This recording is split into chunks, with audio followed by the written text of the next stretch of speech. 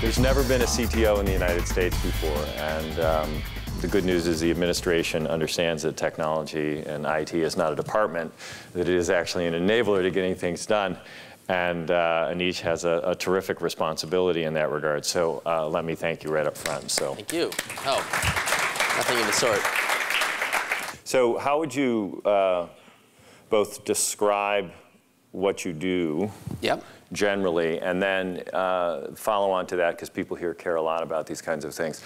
How at the end of the day would you measure what you do? Well, let me begin by answering the question in 3 parts. Okay. So there's a substantive question. So what are the areas that we're focused on? There we have 5 key priorities. The first of those priorities, the President announced in the State of the Union, is part of our strategy to out-innovate, out-compete, out-educate the world. He included an out-build component to that strategy, and he unveiled a wireless initiative. We see the future on mobility, not the tagline on the Motorola new headline, but we see mobility as a key engine of economic growth, the 3rd wave of innovation. So we announced what is now an $18 billion initiative that actually pays down the deficit because we're using spectrum auctions. We'll get into content in a minute, but wireless is a major thrust of our strategy. The second piece is what we call Startup America, which is trying to understand from all of you, what are the ways in which we're kind of stifling innovation?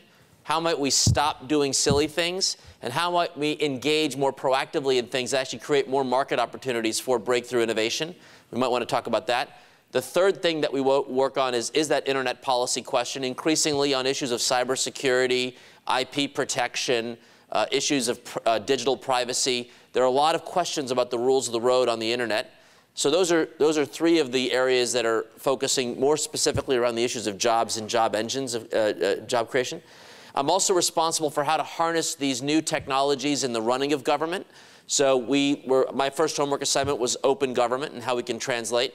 And then last but not least, I focus on specifically how we can reduce healthcare costs through technology. And in that spirit, it's born out of some of the work we're doing on payment reform and information technology investments. That's the substance. The process is an important one. For those of you in the room, you probably don't think much about Washington because it doesn't quite fit your daily lives, and that's fine. That's totally cool. But there are 3 policy levers that we are now pulling that I think have more direct relevance for the audience. So the how is critical. Number 1, we're much more focused on pre-competitive R&D collaboration. We're making $148 billion a year in investments in R&D, and to the extent that your firms take advantage of that, it's haphazard. Negotiating agreements with universities is sort of stinky and not so easy. So how do we think about that whole engine of R&D and R&D collaboration policy?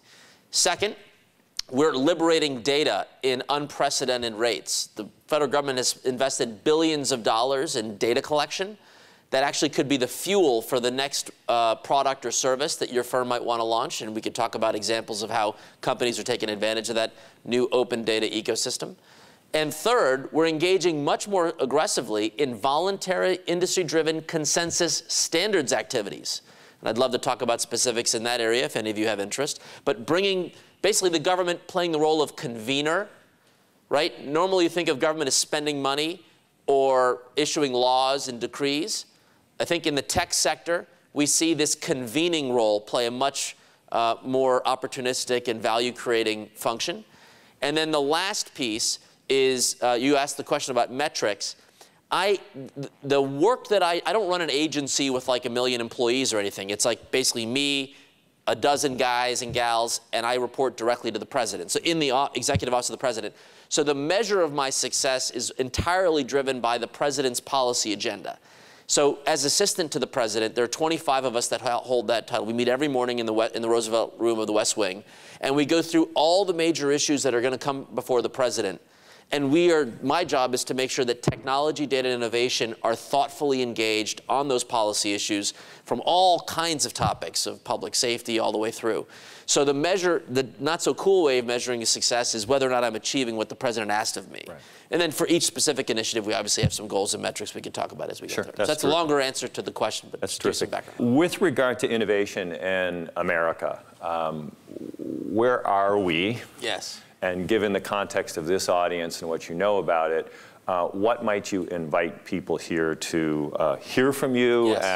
And you know, so where do you think we are? Yes. And what do you think people here could be doing to help? Well, number one, I'm here in large part because I want to engage. Okay, I want to listen more than lecture, so the format engaging is very important. But let me begin on the state of the play.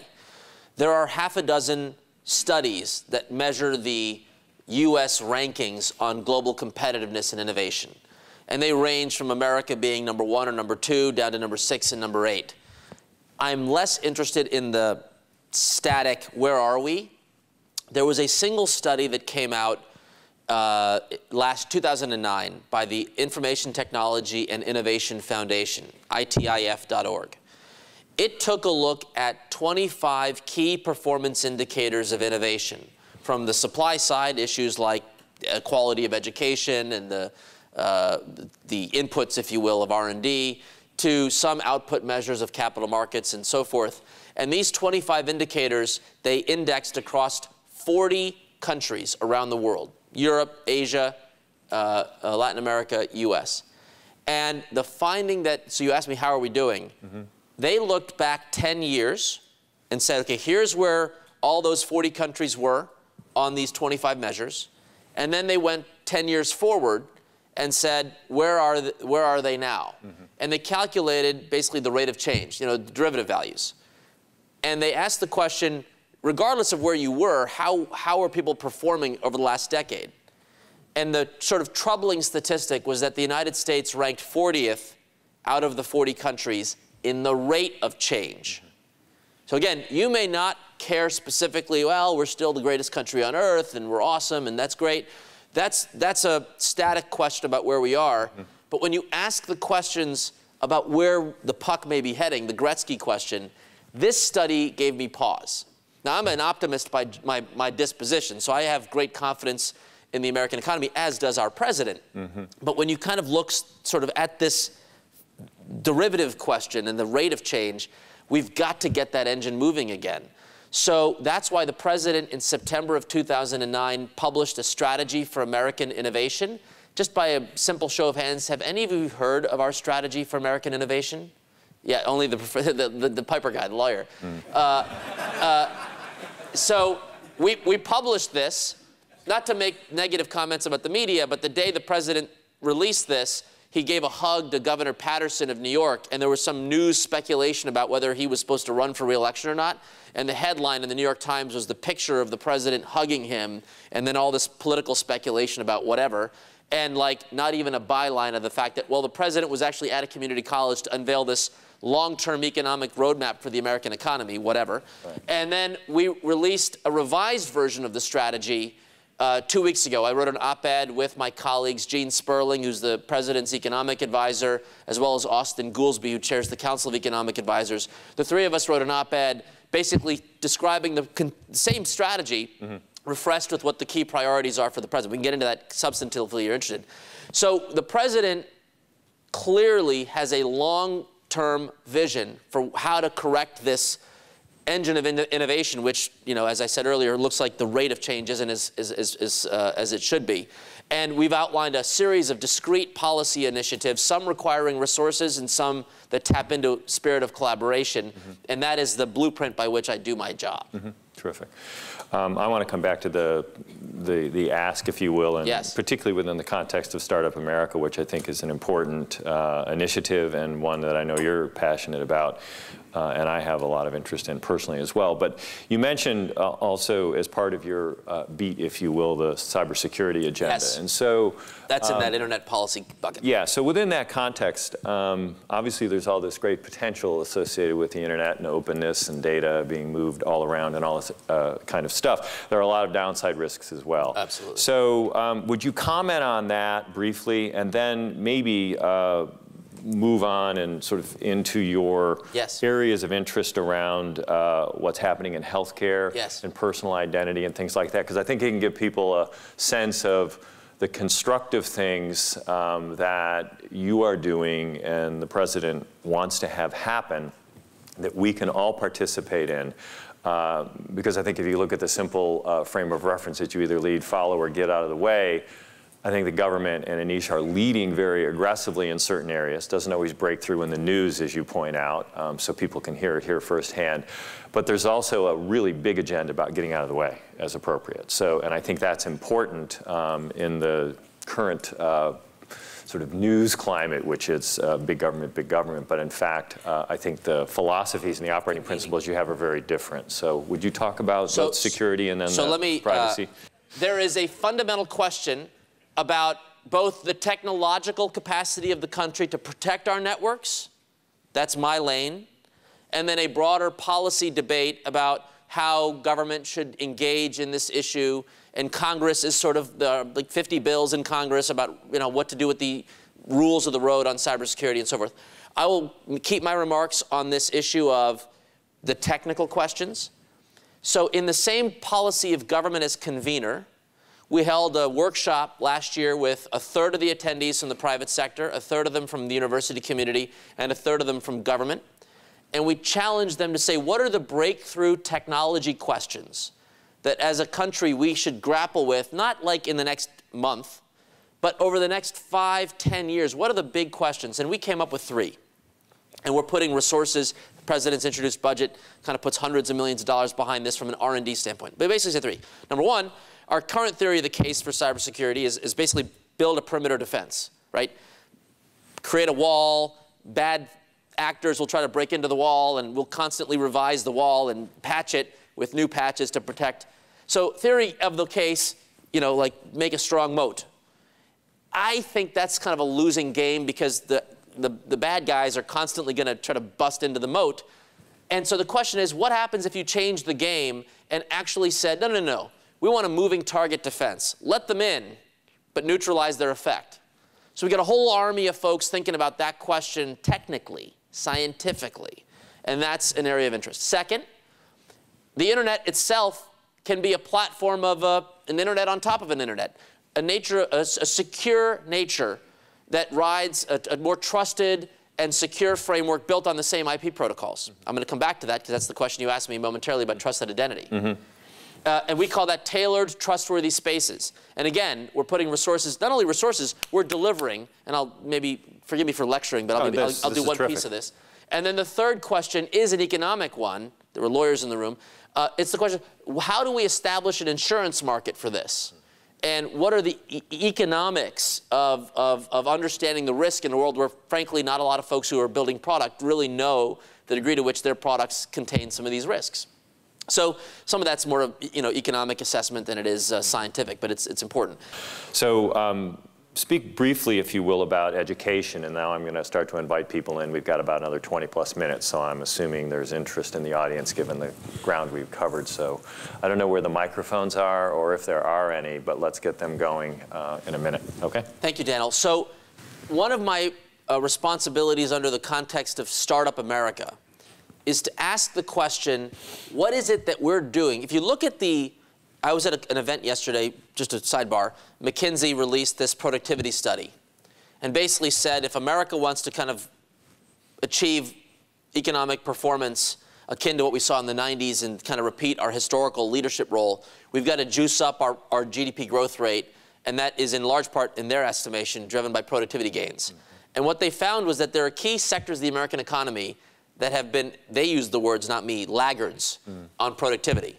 And you could just imagine what they are. Healthcare sector, our energy sector, and our education sector. Yeah. Okay? They identified these sectors. Yeah. And one of the questions is there's a lot of policy in these areas. So they kind of posed the question, sort of a layup for the discussion we're about to have now. What can we do in Washington to create the market conditions that will allow the internet economy, if I use that as a proxy for driving productivity growth, into the sectors of the economy that have had difficulty? So you asked about education. I am like a hawk on health, education, and energy. In education, today we still have the same operating model for 150 years. Teacher and kids, butts and seats, right? It's seat time. Amount of time in classroom to the teacher, and we scale or up or down questions of quality and measurement and assessment. But flip the model a little bit and ask the question, what if we focused on results? And you could basically learn at your pace. Imagine if information technology had the ability to unleash. So by the way, we have a case study. DARPA funded a project that actually created a whole new software package for basically novice IT workers. And they basically created an environment, a digital tutor, that understood how you learned and at your pace served up different learning objects to get you to the answer. And it was like a, I don't know, 8-week learning program. The cohort of students that went through this program that had no training in IT before outperformed 7-year veterans who were doing IT networking as a career because they learned better and the results were promising. Mastering a subject in 8 weeks when you're a novice? Now, so the president announced in this strategy for American innovation and our budget that we're going to create an ARPA for education, which is basically taking what DARPA has done in the military and apply that to our educational system, and seeded it with about $90 million as an initial way to catalyze some market activity. But that's just the beginning, because money, I said to you earlier, that's an important thing, but not the entirety of the thing. We're actually today, right now, asking the country for feedback. What should the technical standards be to normalize assessments, whether you're doing a game that's assessing my performance kind of in real time, or like an exam you take at the end of the semester? We need to normalize that assessment data because that's a barrier for applications to enter the educational space, because you don't really know, how do I know that a kid who used the application actually learned anything if you don't have a way to measure and assess and link that up and harmonize that with the overall assessment framework? That will never be accepted by the educational system. So we've got an active technical question on the street. Are there assessment standards that we could harmonize that would allow us to open up the market to new products and services? We see the great potential there. And we had a summit at the Aspen Institute where we invited hundreds of startups to come in, and they told us, for educational technologies, a key powerful asset for us is support us as we export our new concepts overseas, where they are hyper hungry to buy new products and services because they don't have the same legacy infrastructure that we do as they scale up their learning. So startups in the US would like to link into the president's export initiative so that they can get some tender loving care to get access to new markets, which will hopefully build an evidence base that would allow them to scale back in the US. So we're open to all of this. I've got a CTO in place at the Department of Education named Jim Shelton, McKinsey guy, entrepreneur, former Gates Foundation guy. We're seeding people that are entrepreneurs in residence, Daniel, in health, education, energy, to do this kind of play. That's the spirit with which we're trying to make change. I've lectured, so forgive me. That's Should terrific. we move No, this to is good. dialogue? I think we can get going there. If there's anything you want to comment on energy, because that's one topic we didn't cover, maybe one more point there, and then we'll go to the questions. Smart grid. So in my swimming lane, there's a lot of what we're doing in clean energy, which we could talk about in terms of investments in breakthroughs in biofuels and breakthroughs in carbon capture and a bunch of other sort of across the portfolio. I'm happy to talk about those. But in the area of smart grid, we think that basically network economies that we saw in the internet just don't exist in our energy space. If you have if a family of homes in Northern California has solar panels and cloud cover hits, the utility is going to have a surge of demand for power because today those homes are getting it locally, and instantly all of them have to draw in. So the power company is sort of like, oh my God, I didn't know we had this surge coming, and they're ill-equipped because there isn't this kind of internet-based two-way feedback. The concepts of information flow in the energy sector are not anywhere near as what we see more broadly in the internet economy.